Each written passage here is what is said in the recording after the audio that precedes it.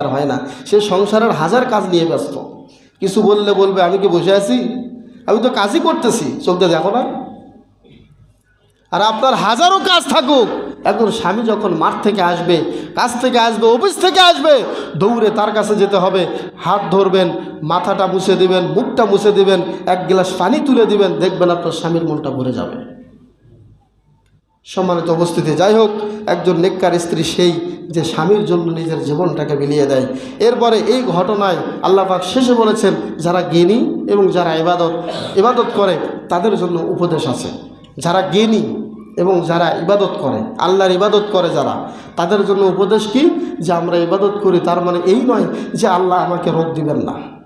কথাটা বুঝাইতে পারলাম? এখানে উপদেশ হলো, আমরা ইবাদত করছি ঠিক আছে, কিন্তু বিপদ আসবেই, এটাই সত্য। মুসিবত আসবেই, এটাই সত্য।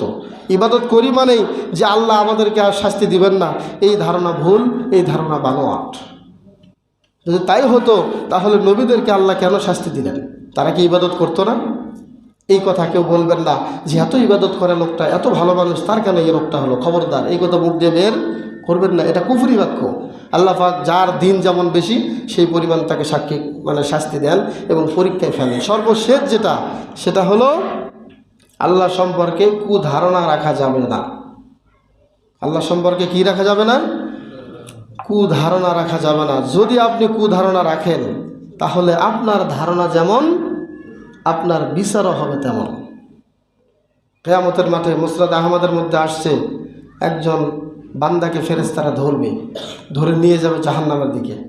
এই লোকটা চিৎকার করবে, আল্লাহ আল্লাহ, আমার সাথে আপনার ফেরেশতারা কি আচরণ শুরু করলো। তখন আল্লাহ বলবে যে ফেরেশতারা ওর থেকে শুনতে চাও, ওর থেকে শোনো তোমরা, ও কি বলতে চায়। মুসনাদ আহমদের সহিহ হাদিস। তখন ওই বান্দা বলবে যে আল্লাহ, আমার একটা আশা ছিল, আমার ধারণা ছিল, আমি তো জীবনে কোনো শিরকের গুনাহ করি নাই, অন্তত ছোট ছোট যে গুনাহগুলো করেছিলাম, আমার একটা ধারণা ছিল আপনার কাছে আমি হাসরের মাঠে ক্ষমা পাবো।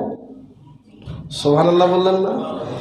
এই কথা বলতে দেরি আল্লাহর পক্ষ থেকে আওয়াজ আসবে, হে আমার ফেরেশতারা, তাকে তোমরা ছেড়ে দাও, তার জীবনের সব গুনাহ আমি আল্লাহ ক্ষমা করে দিলাম এবং আমি আল্লাহ তার জন্য জান্নাত ফরজ করে দিলাম। বলেন সুবহানাল্লাহ। আল্লাহ সম্পর্কে ধারণা আমাদের এমনই হতে হবে।